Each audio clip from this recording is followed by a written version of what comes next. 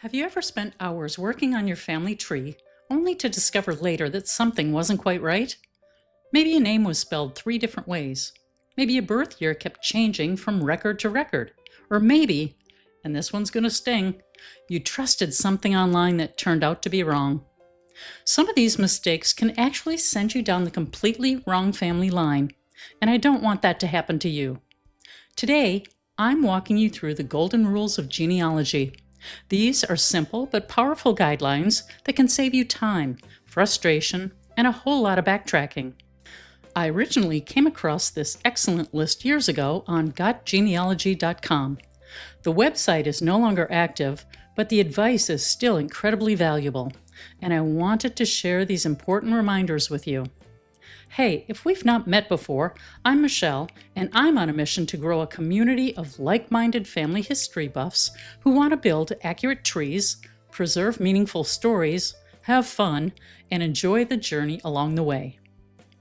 So after years of digging into my own family history, and yes, making my share of beginner mistakes, I can tell you these golden rules truly matter. So let's jump in. Rule number 1. Spelling doesn't count. Back in the day, spelling was very flexible.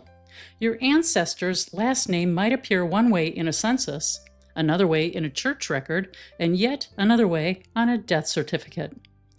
Clerks often wrote names exactly as they heard them, and many of our ancestors couldn't read or write to correct the spelling. This means you should always search for name variations. If you only search one spelling, you may miss the very record you need. Rule number 2. Assume nothing. It is so tempting to believe that two people with the same name must be the same person, or that a census record must be perfectly accurate. I'll be honest, I've made those assumptions myself when I was starting out. But good genealogy requires us to slow down and verify. Every certified genealogist was once a beginner, and one of the biggest skills we develop is learning not to jump to conclusions. Rule number 3. Use discretion. This is especially important when your research involves living people.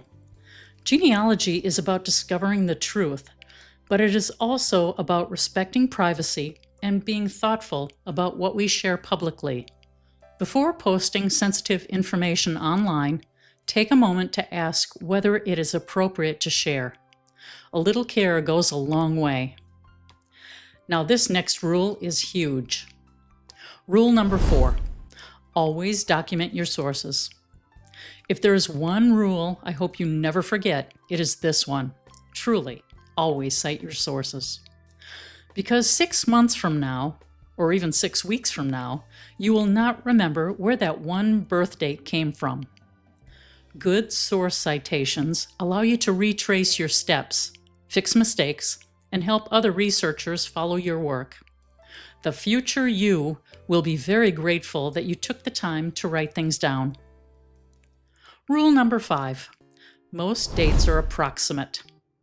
You will often see records that say about 1845 or show different birth years across multiple documents. This is completely normal. Records were created by people, and people make mistakes. Instead of focusing on one exact date, look at the overall weight of the evidence. Patterns across multiple records usually tell the real story. Rule number 6. If you are unsure, say so. Strong genealogists do this all the time.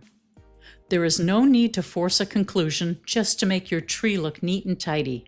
Being honest about uncertainty actually makes your research more trustworthy and leaves room for future discoveries.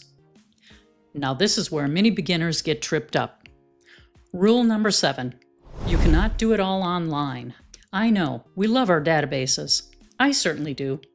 But some of the best records are still sitting in courthouses, archives, local libraries, and historical societies. Even on Family Search, many valuable records are only available by browsing images rather than searching an index. Sometimes the answer you need simply hasn't made it onto the internet yet. Rule number 8. Just because it's online doesn't mean it's true. Online family trees can be wonderful clues, but they are starting points, not proof. Whenever possible, verify information with original records. If you've ever trusted an online tree that turned out to be wrong, you are definitely not alone. Rule number 9. Pass along your research. Genealogy is never truly finished. One day, someone else, maybe even someone in your own family, will continue the work you started. Leave good notes. Organize your files. Share what you've learned. You are building a legacy that can last for generations. And this next one gives me chills every time. Rule number 10. Don't die with your stories still in you. Your memories and your family stories matter more than you realize. Every family has stories that disappear when no one writes them down. If you haven't already interviewed your relatives, now is the time. I do have free family interview question cards linked in the description, and I'll link a video on this topic in the upper right-hand corner of this video if that would help you get started. Capturing those stories is one of the most meaningful things we can do as a family historian. Rule number 11. DNA is not a trump card. DNA is an incredibly powerful tool, but it works best when combined with traditional paper research. Think of DNA as one piece of the puzzle, not the entire picture. When you use both together, that is when genealogy really starts to come alive. Rule number 12. Anything you post online can be borrowed. Once information is out there, it can be copied and shared. That is just the reality of the internet. Keep good records, watermark when appropriate, and focus on contributing helpful, accurate research to the genealogy community. If you found this information helpful, I would love it if you would like and subscribe to my channel for more practical family history tips. And tell me in the comments, which of these golden rules have you learned the hard way? Well, that's it for today. Thank you for watching. Good luck with your research, and I'll see you in the next one.